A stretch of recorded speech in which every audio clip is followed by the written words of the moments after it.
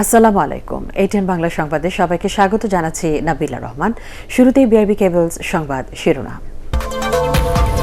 ফেরিতে হুড়োহুড়ি, প্রাণ গেল ৫ জনের, মহাসড়কে ঘরমুখী মানুষের স্রোত।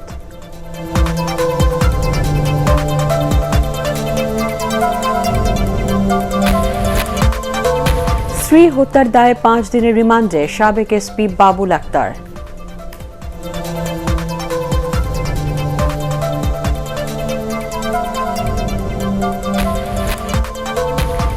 চীনের ৫ লাখ ডোজ টিকা দেওয়া হবে মেডিকেল শিক্ষার্থী ও স্বাস্থ্যকর্মীদের। দেশে করোনায় আরও ৪০ জনের মৃত্যু।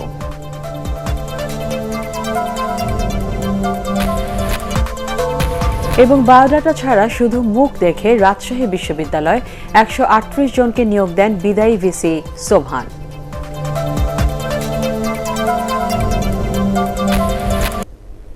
শুনছিলেন বিআরবি কেবলস সংবাদ শিরোনাম। মাদারীপুরের বাংলাবাজার ঘাটে ফেরি থেকে নামার সময় হুড়োহুড়িতে প্রাণ হারিয়েছেন ৫ জন, আহত অর্ধশত। দক্ষিণাঞ্চলগামী শিমুলিয়া বাংলাবাজার ঘাটে অন্য দিনের চেয়ে ভিড় ছিল অনেক বেশি। ঘাটে পৌঁছাতে ৮-১০ কিলোমিটার যানজটে পড়তে হয় যাত্রীদের। ফজলুর রাব্বি রিপোর্ট, ক্যামেরায় ছিলেন ইমদাদুল হক। পন্টনে ভেড়ার পর ডালা খোলার আগেই ফেরি ভরে যাচ্ছে ঘরমুখী মানুষে।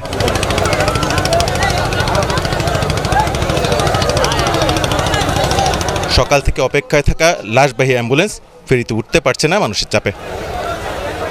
একটা করে থামে ফেরি, আর মানুষের জন্য অ্যাম্বুলেন্স একটু লড়তে পারতেছে না, ওই ঘাটেই রয়েছে। ৯টার থেকে একটা গাড়িও ফেরিতে ওঠে নাই। এখন কি করবো, আর পোলাপান নিয়ে বাচ্চা কাছে সমস্যা না। যারা জীবনমানের ঝুঁকি নিয়ে ফেরিতে উঠলেন, বাংলাবাজার ঘাটে হুড়োহুড়ি করে নামতে গিয়ে তাদের ৫ জন প্রাণ হারিয়েছেন। এনায়েতপুরীতে ৪ আর শাহপরানে ১ জন পায়ের চাপে পিষ্ট হয়ে মারা যান ফেরিতেই। ১৭টি ফেরির সবগুলো চললেও অব্যবস্থাপনার কারণে ঘন্টার পর ঘন্টা যানজটে পড়ে থাকে মুমূর্ষু রোগী আর জরুরি পণ্য। কোনো পারারের কোনো সিন নাই, খালি মানুষ পারাপার করে। একটা ঘাট দিয়ে যদি গাড়ি পারাপার করতো তাও আমরা যাইতে পারতাম। কিন্তু গতকালতে রাত ৯টার থেকে এখনো পর্যন্ত এখানে আছি, এবং এখান থেকে জিজ্ঞাসা করি কি গাড়ি পাস করবেন না, কয় না, কোনো নির্দেশ না দেওয়া পর্যন্ত কোনো গাড়ি পার হবে না। ঘাট পর্যন্ত আসতে সূর্য মাথা নিয়ে পরিবার প্রিয় সব মানুষ বেছে নিয়েছে নানা বিকল্প পথ আর কৌশল।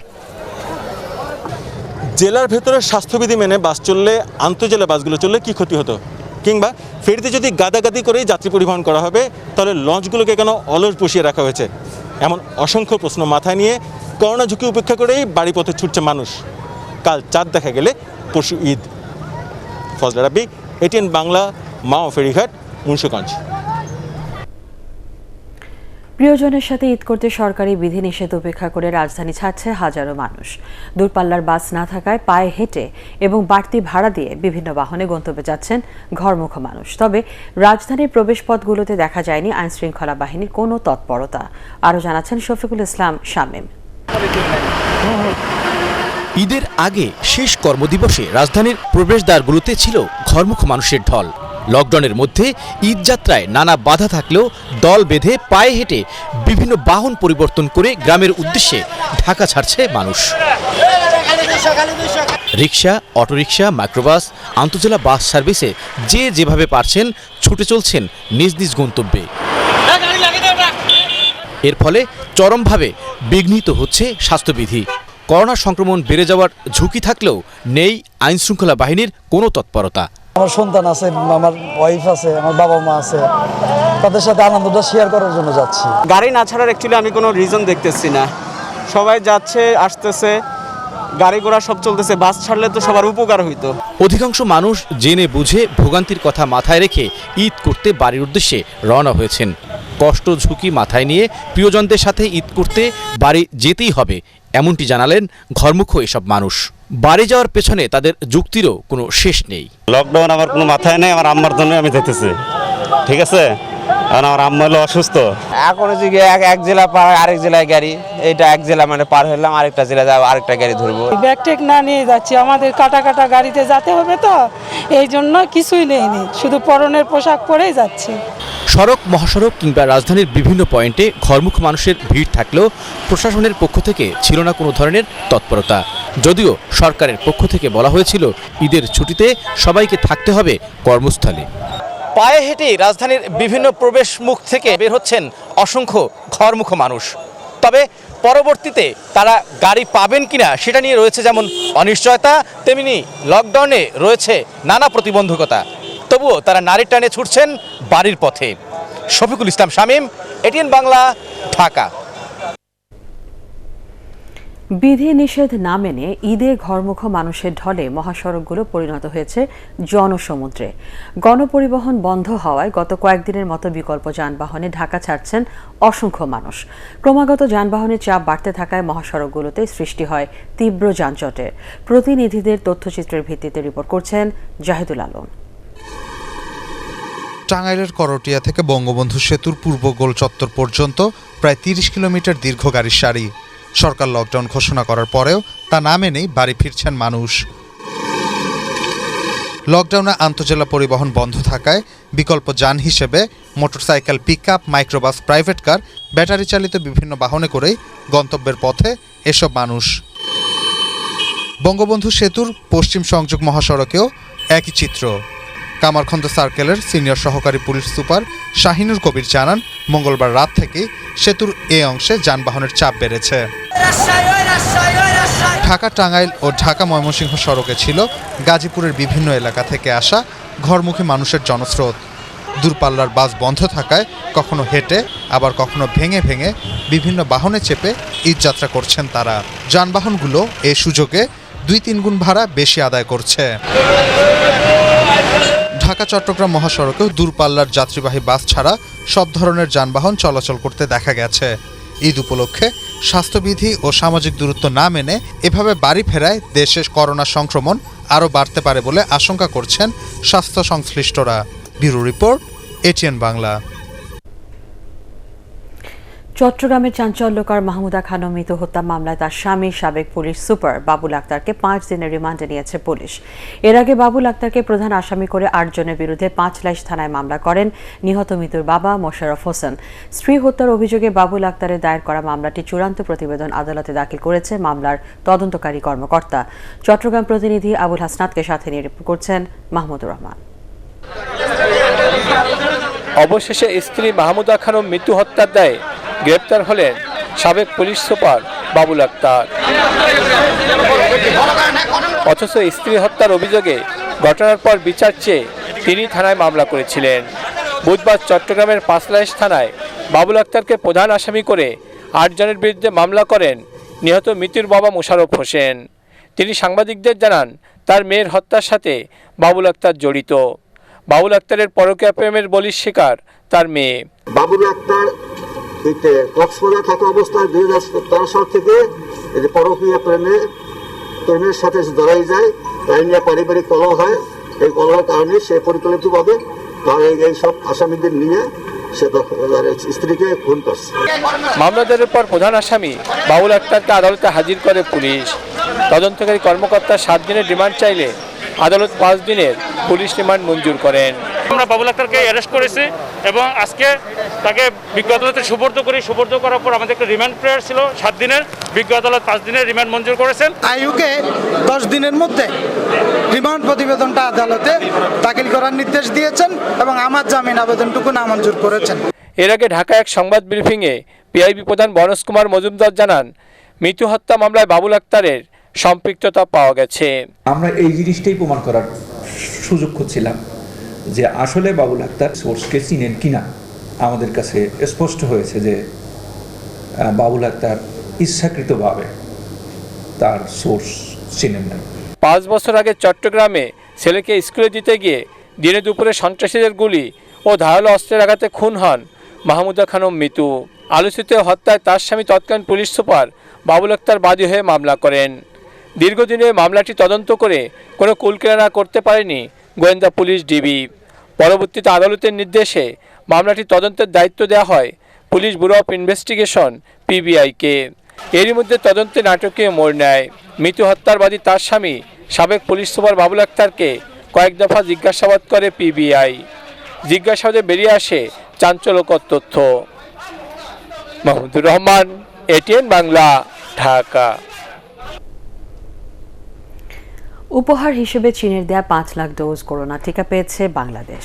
চীনার রাষ্ট্রদূত লি জিমিং আনুষ্ঠানিকভাবে টিকাগুলো হস্তান্তর করেন পররাষ্ট্রমন্ত্রী ও স্বাস্থ্যমন্ত্রীর কাছে। এ সময় স্বাস্থ্যমন্ত্রী জানান, জুন-জুলাইয়ের মধ্যে সিনোফার্মের আরও টিকা দেওয়ার আশ্বাস দিয়েছে চীন। অন্যদিকে চীনের এই টিকা যৌথভাবে উৎপাদন হলে দুদেশই লাভবান হবে বলে জানান পররাষ্ট্রমন্ত্রী। ইকরামুল হক সায়েমের রিপোর্ট। চীনের রাষ্ট্রীয় মালিকানাধীন কোম্পানি উৎপাদিত করোনার টিকা সিনোফার্ম নিয়ে ভোরে বিমান বাহিনী ঘাঁটি বঙ্গবন্ধুতে পৌঁছায় বিমান বাহিনীর বিশেষ পরিবহন বিমান। পরে সেগুলো পাঠানো হয় ঔষধ প্রশাসন অধিদপ্তরে।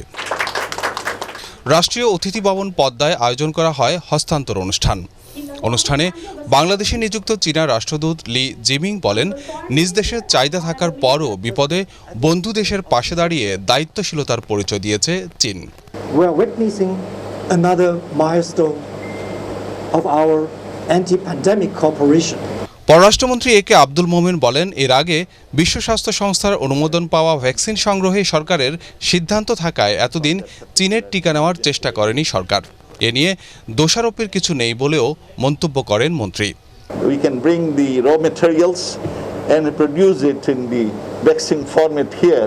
If we can make that arrangement, it will be win-win for both China and Bangladesh. দ্রুত চীন থেকে আরও টিকা আনতে আলোচনা চলছে বলে জানান স্বাস্থ্যমন্ত্রী জাহিদ মালেক। He assured that he will try his best to give vaccine before December, even in June, July. He will try his best to give some vaccines. সম্প্রতি বিশ্ব স্বাস্থ্য সংস্থার অনুমোদন পাওয়া চীনের এই ভ্যাকসিন সিনোফার্ম ব্যবহার হচ্ছে বিশ্বের 63টি দেশে। ইকরামুল হক সায়েম, এটিএন বাংলা, ঢাকা। চীন থেকে আসা 5 লাখ ডোজ করোনা টিকা দেওয়া হবে শুধুমাত্র মেডিকেল শিক্ষার্থী, নার্স ও স্বাস্থ্যকর্মীদের। নিয়মিত অনলাইন বুলেটিনে স্বাস্থ্য অধিদপ্তর এই সিদ্ধান্ত জানিয়েছে। এদিকে করোনা ভাইরাসে দেশে আরও 40 জন প্রাণ হারিয়েছেন। নতুন শনাক্ত 1140 জন। আরও জানাচ্ছেন মইনুল আহসান। ভারত থেকে করোনা ভ্যাকসিন পাওয়া নিয়ে অনিশ্চয়তার মধ্যে কিছুটা স্বস্তির খবর বুধবার দেশে পৌঁছেছে চীনের 5 লাখ ডোজ টিকা। স্বাস্থ্য অধিদপ্তর জানিয়েছে এই টিকা সর্বসাধারণের জন্য নয়, শুধুমাত্র মেডিকেল শিক্ষার্থী ও স্বাস্থ্যকর্মীদের দেয়া হবে। এই যে টিকাটি এসেছে সেটি কিন্তু আমরা বিশেষ গ্রুপের লোকজনদেরকে দিতে যাচ্ছি। সেটি হচ্ছে যারা মেডিকেল শিক্ষার্থী আছেন তাদেরকে, যারা নার্সিং শিক্ষার্থী আছেন তাদেরকে, এবং যারা ইনস্টিটিউট অফ হেলথ টেকনোলজিতে যারা মেডিকেল টেকনোলজি যারা আমাদের ল্যাবরেটরিতে কাজ করেন তাদেরকে। এই সংখ্যাটি কিন্তু অনেক বেশি নয় এবং তাদেরকে একই দিনে আমরা সবাইকে কিন্তু দিয়ে দেব না, তাদেরকে ভাগে ভাগে দেওয়া হবে। সংস্থার মুখপাত্র ডাক্তার নাজমুল ঈদ যাত্রায় মানুষের উদাসীনতার কারণে আবারও সংক্রমণ বাড়ার আশঙ্কা প্রকাশ করেন। ঈদের বন্ধে বাড়ি যাবার জন্য আমাদের জনসাধারণ যেভাবে উদ্গ্রীব হয়ে সমস্ত বিধিনিষেধ উপেক্ষা করে ছুটে গেছেন, আমরা আশঙ্কা করি যে এটি হয়তো আমাদের জন্য বড় একটি চ্যালেঞ্জ হয়ে দাঁড়াবে আগামী দিনগুলোতে। সেই চ্যালেঞ্জও মোকাবেলা করবার জন্য আমরা কাজ করছি। এদিকে করোনা ভাইরাসে সারা দেশে আরও 40 জন মারা গেছেন। এ নিয়ে মোট মৃতের সংখ্যা দাঁড়ালো 12,045 জনে। 15,000-এর বেশি নমুনা পরীক্ষায় আরও 1,140 জনের করোনা শনাক্ত হয়েছে। শনাক্তের হার কমে দাঁড়িয়েছে 7.45%। মইনুল আহসান, এটিএন বাংলা, ঢাকা। বায়োডাটা কিংবা শিক্ষাগত যোগ্যতা সনদ ছাড়াই শুধু মুখ দেখে রাজশাহী বিশ্ববিদ্যালয়ে নিয়োগ দেওয়া হয় 138 জনকে। ক্ষমতার অপব্যবহার করে অনৈতিকভাবে তাদের নিয়োগ দেন বিশ্ববিদ্যালয়ের সদ্য বিদায়ী উপাচার্য এম আব্দুস সোবহান। বিশ্ববিদ্যালয় মঞ্জুরি কমিশনের তদন্তে উঠে এসেছে এসব অনিয়মের চিত্র। বিদায়ী উপাচার্যের বিরুদ্ধে ব্যবস্থা নিতে শিক্ষা মন্ত্রণালয়ে সুপারিশ পাঠানো হবে বলে জানান তদন্ত কমিটির প্রধান অধ্যাপক মোহাম্মদ আলমগীর। মাহবুব কবির চপলের রিপোর্ট। অবসরে যাওয়ার আগের দিন বাড়িতে অফিস বসিয়ে 138 জনকে অস্থায়ী নিয়োগ দেন রাজশাহী বিশ্ববিদ্যালয়ের ভিসি আব্দুস সোবহান। জানিয়ে সমালোচনার ঝড় ওঠে। একে অবৈধ ঘোষণা করে শিক্ষা মন্ত্রণালয়। তদন্তের দায়িত্ব দেওয়া হয় বিশ্ববিদ্যালয় মঞ্জুরি কমিশন ইউজিসিকে। ঘটনাস্থলে যান অধ্যাপক মোহাম্মদ আলমগীর সহ 4 সদস্যের তদন্ত কমিটি।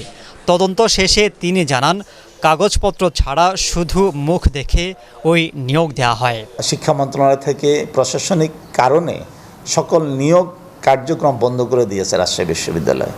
এই অবস্থায় 5 তারিখে হুলস্থুল করে তারপর 6 তারিখ সকালে সবাইকে ডেকে এনে 141 জনের কথা বলা হচ্ছে, আমরা 138 জনের ডকুমেন্ট পেয়েছি। 138 জনের যে নিয়োগ দিয়েছে মাত্র 9টি ব্যক্তির সিভি আমরা পেয়েছি, আর কারো কোনো ডকুমেন্টই পাইনি। তার মানে কি পুরো প্রক্রিয়াটাতে একটি অস্বচ্ছ বিষয়ে কাজ করেছে। তিনি জানান, অবৈধভাবে নিয়োগ পাওয়াদের কাজে যোগ দেওয়ার সুযোগ হবে না। ভিসি সহ যারা এই নিয়োগের সাথে জড়িত তাদের বিরুদ্ধে ব্যবস্থা নিতে শিক্ষা মন্ত্রণালয়ে সুপারিশ পাঠাবে ইউজিসি।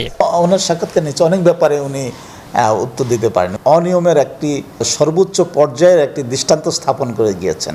তাতে কিন্তু আমাদের বিশ্ববিদ্যালয়গুলোর এই যে প্রশাসনিক, তারপরে স্বচ্ছতা, জবাবদিহিতার জায়গাটা, এটা ভেঙে পড়ার সম্ভাবনা রয়েছে। আমরা পুরো ফ্যাক্টটাকে তুলে ধরবো যে এই ঘটনায় এরা সম্পৃক্ত, এদের এই দায়ভার রয়েছে, কিন্তু এই দায়ভারের জন্য তাদের শাস্তি কি হতে পারে সেটা যারা শাস্তি দিবে, it is the duty of the education minister. অবশ্য এর আগেও বেগম রোকেয়া বিশ্ববিদ্যালয়ের ভিসি সহ বেশ কয়েকজন ভিসির বিরুদ্ধে ব্যবস্থা নিতে ইউজিসি সুপারিশ করলেও তার বাস্তবায়ন হয়নি। মাহবুব কবির চপল, এটিএন বাংলা, ঢাকা। জেরুজালেমে আল আকসা মসজিদে ইসরায়েলি বাহিনীর হামলার তীব্র নিন্দা জানিয়েছেন প্রধানমন্ত্রী শেখ হাসিনা। ফিলিস্তিনি প্রেসিডেন্ট মাহমুদ আব্বাসকে পাঠানো চিঠিতে ওই হামলার ঘটনায় গভীর সমবেদনা জানান তিনি। একই সাথে ইসরায়েলের এ ধরনের কার্যক্রমকে সন্ত্রাসী এবং সহিংস আচরণ বলে উল্লেখ করেন প্রধানমন্ত্রী। এই সন্ত্রাসী হামলার মধ্য দিয়ে মানবাধিকার এবং আন্তর্জাতিক আইনের লঙ্ঘন হয়েছে বলেও জানান শেখ হাসিনা। এ সময় ফিলিস্তিন সহ বিশ্বের যে কোনো প্রান্তে এ ধরনের ঘটনা ঘটলে তার বিরুদ্ধে আন্তর্জাতিক সম্প্রদায়কে ব্যবস্থা নেওয়ার অনুরোধ করেন তিনি। বিএনপি চেয়ারপারসন বেগম খালেদা জিয়ার শারীরিক অবস্থা গতকালের তুলনায় কিছুটা উন্নতি হয়েছে বলে জানিয়েছেন বিএনপি মহাসচিব মির্জা ফখরুল ইসলাম আলমগীর। রাজধানীর বনানীতে নিখোঁজ ইলিয়াস আলীর পরিবারের সাথে ঈদ উপলক্ষে সৌজন্য সাক্ষাৎ শেষে সাংবাদিকদের এ কথা জানান তিনি।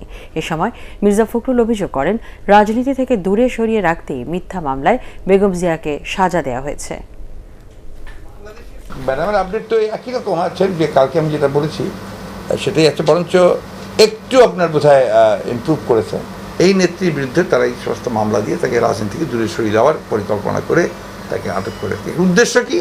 একটাই উদ্দেশ্য, সেটা হচ্ছে যে আপনার একদলীয় বাকশাল একটা তৈরি করা। প্রধানমন্ত্রী শেখ হাসিনা মানবিক বলেই দণ্ডপ্রাপ্ত খালেদা জিয়াকে জেল থেকে মুক্ত করে সুচিকিৎসার সুযোগ করে দিয়েছেন। অথচ বিএনপির রাজনীতি বিদ্বেষপূর্ণ বলে বঙ্গবন্ধু হত্যার দিনে ভুয়া জন্মদিন পালন করা হয়। এক ব্রিফিংয়ে আওয়ামী লীগ সাধারণ সম্পাদক ওবায়দুল কাদের এ মন্তব্য করেন। তিনি বলেন, চিকিৎসার নামে লন্ডনে গিয়ে সরকার বিরোধী অপকর্ম করার সুযোগ না পেয়ে বিএনপি সরকারের বিরুদ্ধে এখন মিথ্যাচার করছে। 15ই আগস্টের হত্যাকাণ্ড মানব সভ্যতার ইতিহাসের সবচেয়ে নৃশংস ঘটনা। জাতির পিতার সে হত্যা দিবসে কেক কেটে জন্মদিনের উৎসব পালন করা কতটা নিষ্ঠুর এবং অমানবিক হতে পারে বলবেন কি মির্জা ফখরুল সাহেব? আপনারা মানবিকতার কথা বলেন, কিন্তু 15ই আগস্টে ভুয়া জন্মদিন পালন করে নারী হত্যা, শিশু হত্যা, অন্তঃসত্ত্বা নারী হত্যাকে আপনারা বিদ্রুপ করছেন। এটা কোন মানবিকতা? মোবাইল ফোনে বাংলাদেশ টেলিভিশনের 4টি চ্যানেল দেখার সুবিধা নিয়ে এলো বিটিভি অ্যাপ। সচিবালয়ে নতুন এই অ্যাপটির উদ্বোধন করেন তথ্য ও সম্প্রচার মন্ত্রী ডক্টর হাসান মাহমুদ। এ সময় নতুন প্রজন্মের কথা মাথায় রেখে মূল্যবোধ ও দেশাত্মবোধের সমন্বয়ে অনুষ্ঠান তৈরির পরামর্শ দেন তথ্যমন্ত্রী। আগামী 2 বছরের মধ্যে দেশে 6টি বিভাগীয় শহরে 6টি বিটিভি কেন্দ্র স্থাপনের পরিকল্পনার কথাও জানান তথ্যমন্ত্রী। যে কোনো টেলিভিশন চ্যানেল মানুষের মনন তৈরি করার ক্ষেত্রে বিরাট গুরুত্বপূর্ণ ভূমিকা পালন করে।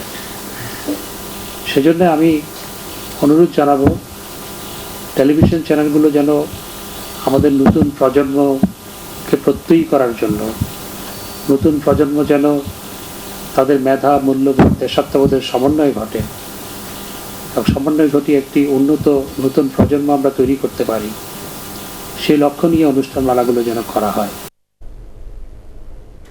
সমাজের বিত্তবানদের করোনায় ক্ষতিগ্রস্ত মানুষের পাশে দাঁড়ানোর আহ্বান জানিয়েছেন ঢাকা মহানগর আওয়ামী লীগ স্বেচ্ছাসেবক লীগ দক্ষিণের নেতারা। রাজধানীতে প্রায় 2000 গরিব ও দুস্থ মানুষের মাঝে প্রধানমন্ত্রীর ঈদ উপহার বিতরণ অনুষ্ঠানে নেতারা এ আহ্বান জানান।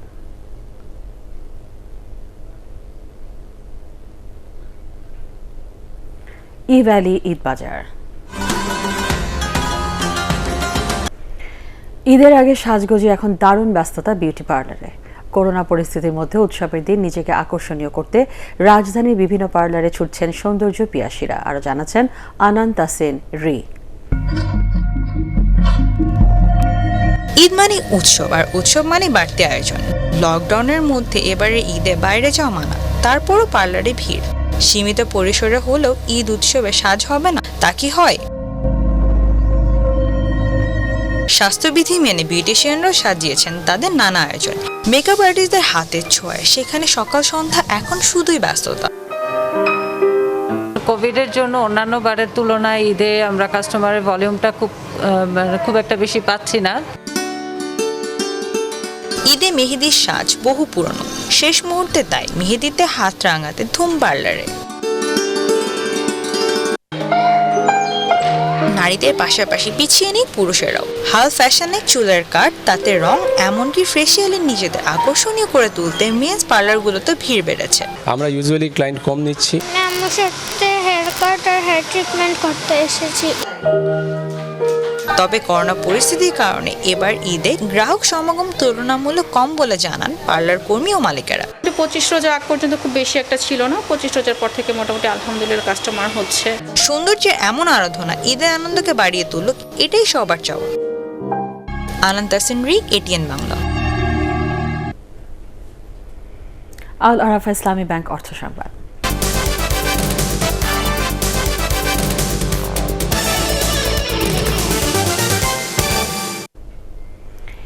ঈদের আগে শেষ কর্মদিবসে ব্যাংক পাড়ায় ছিল উপচে পড়া ভিড়।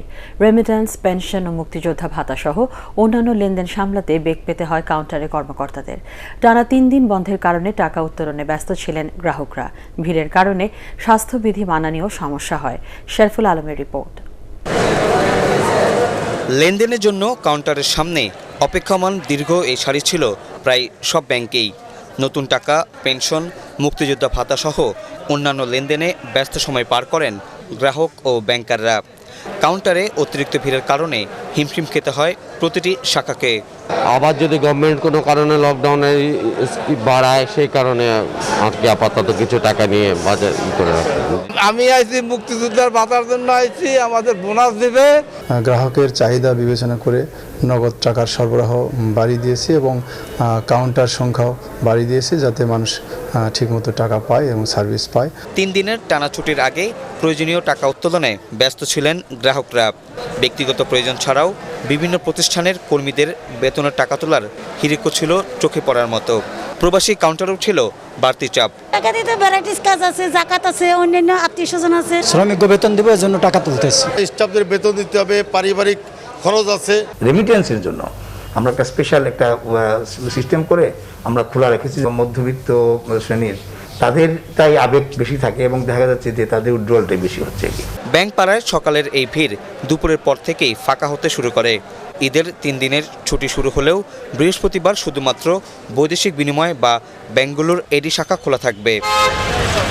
শরফুল আলম, এটিএন বাংলা, ঢাকা। আন্তর্জাতিক সংবাদ।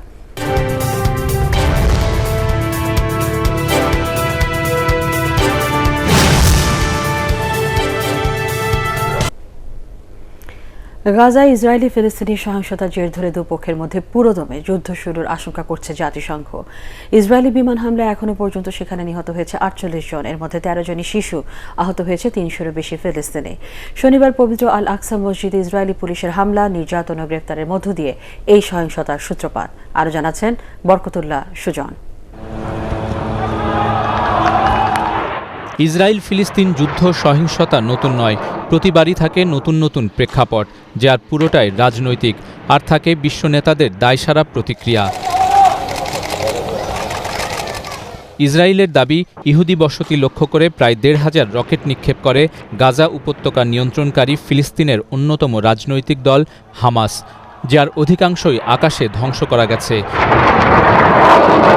তবে কয়েকটি রকেট আবাসিক এলাকায় আঘাত হানলেও ক্ষয়ক্ষতি খুবই কম, যদিও 6 জন নিহত হয়েছে বলে দাবি করছে তেল আবিব। জবাবে গাজায় শতাধিক ক্ষেপণাস্ত্র হামলা চালায় ইসরায়েলি বিমান বাহিনী। গুঁড়িয়ে দেয়া হয়েছে বেশ কয়েকটি বহুতল ভবন। ইসরায়েলি নেতা বেনিয়ামিন নেতানিয়াহুর দাবি, রাতভর বিমান হামলার লক্ষ্যবস্তু ছিল হামাস গেরিলা গোষ্ঠীর সামরিক ও নিরাপত্তা স্থাপনা, কিন্তু সকালে দেখা গেছে ধ্বংস হয়েছে একাধিক আবাসিক ভবন, প্রাণহানি হয়েছে নারী ও শিশুর। নতুন করে সহিংসতার জন্য ইসরায়েল ও তাদের সমর্থনকারী শক্তিধর দেশগুলোকে দায়ী করছে হামাস। এ অবস্থায় গভীর উদ্বেগ প্রকাশ করেছেন জাতিসংঘ মহাসচিব অ্যান্তোনিও গুতেরেস। পুরোদমে যুদ্ধ শুরুর আগেই দুপক্ষকে শান্ত হওয়ার আহ্বান জানিয়েছেন তিনি। বরকতুল্লাহ সুজন, এটিএন বাংলা। করোনায় ক্ষতিগ্রস্ত ৫,০০০ পরিবারকে ৩৫ লক্ষ টাকার খাদ্য সহায়তা দিয়েছে বিকাশ। সেনা কল্যাণ সংস্থার প্রধান কার্যালয়ে প্রতিষ্ঠানটির DG welfare air commodore M মঈনুদ্দিনের হাতে এই খাদ্য সামগ্রী তুলে দেন বিকাশের প্রধান নির্বাহী কর্মকর্তা কামাল কাদির। এ সময় অন্যান্যের মধ্যে সেনা কল্যাণ সংস্থার বিক্রয় ও বিপণন বিভাগের মহাপরিচালক কমোডর মাহমুদ হোসেন, মানব সম্পদ বিভাগের মহাপরিচালক ব্রিগেডিয়ার জেনারেল মির্জা মোহাম্মদ এনামুল হক এবং বিকাশের chief external and corporate affairs officer major general অবসরপ্রাপ্ত শেখ মোহাম্মদ মনিরুল ইসলাম উপস্থিত ছিলেন। করোনায় ক্ষতিগ্রস্ত অসহায়দের সহায়তা দিয়েছে বন্ধু ৯৫। রূপগঞ্জের বীরহাটাবোর কাকিনীবাগে এমন ১০০ পরিবারের মাঝে খাদ্যপণ্য ও স্বাস্থ্য সুরক্ষা সামগ্রী তুলে দেওয়া হয়। ঢাকা বিশ্ববিদ্যালয়ের ইসলামের ইতিহাস ও সংস্কৃতি বিভাগের ৯৫ সালের মাস্টার্স শিক্ষার্থী বন্ধুদের সংগঠনটির সভাপতি অধ্যাপক খাদেমুল হক ও সাধারণ সম্পাদক মাসুদ খান সহ অন্যান্য সদস্যরা এ সময় উপস্থিত ছিলেন। ভালোবাসার মঞ্চের ইফতার পয়েন্ট আজওয়া এ বছরের জন্য সমাপ্তি ঘোষণা করা হয়েছে। মঞ্চের অফিস থেকে শুরু হয়ে সিকাটুরি পার্ক এলাকায় আজওয়া ইফতার পয়েন্টটির সমাপ্তি ঘোষণা করেন ভালোবাসার মঞ্চের সাধারণ সম্পাদক মোহাম্মদ ফারুক। আব্দুল হাসনাত রোড, ৭ রওজা, মগবাজার, আগানগর, কেরানীগঞ্জ, নাজিমুদ্দিন রোড, নবাববাড়ি, পুকুর পাড় সহ বেশ কিছু এলাকায় সহমর্মিতা নিয়ে মানুষের পাশে দাঁড়ায় আজওয়া ইফতার পয়েন্ট। পার্টেক্স খেলার খবর।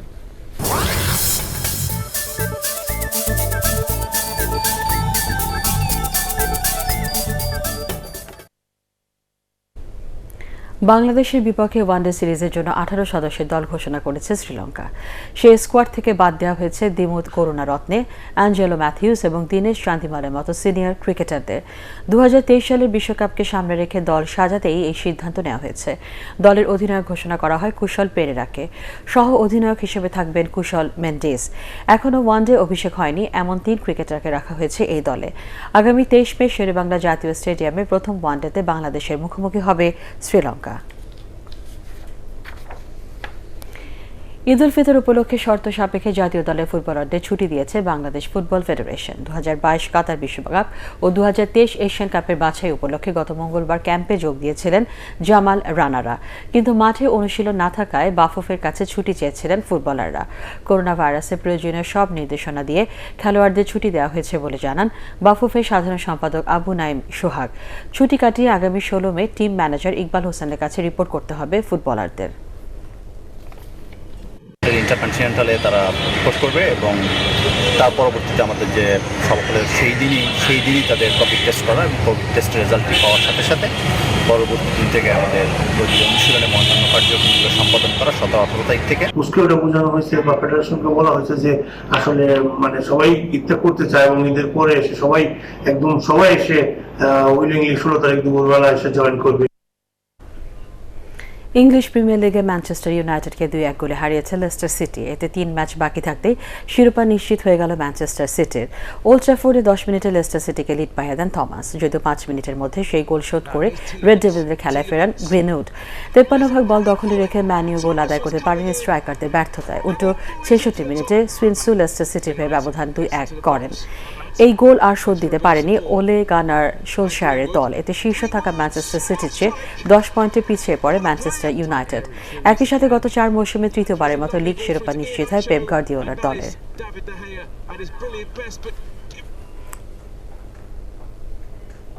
শেষ করার আগে বিআরবি কেবলস সংবাদ শিরোনাম জানিয়ে দিচ্ছি আরেকবার। ফেরিতে হুড়োহুড়ি, প্রাণ গেল ৫ জনের। মহাসড়কে ঘরমুখী মানুষের স্রোত।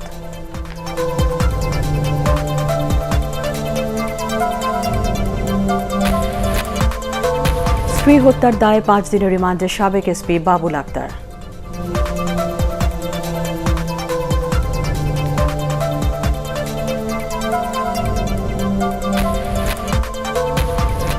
চীনের 5 লাখ ডোজ টিকা দেওয়া হবে মেডিকেল শিক্ষার্থী ও স্বাস্থ্যকর্মীদের। দেশে করোনায় আরও 40 জনের মৃত্যু।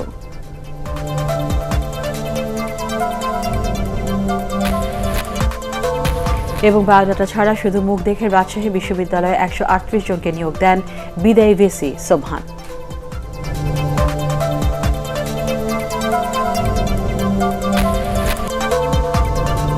পরবর্তী সংবাদ দেখার আমন্ত্রণ জানিয়ে এখনকার মতো শেষ করছি। করোনা ভাইরাস থেকে নিজেকে সুরক্ষিত রাখতে মাস্ক পরুন, বারবার হাত পরিষ্কার করুন। এটিএন বাংলা সংবাদ ইউটিউবে দেখতে ব্রাউজ করুন youtube/ATN Bangla News।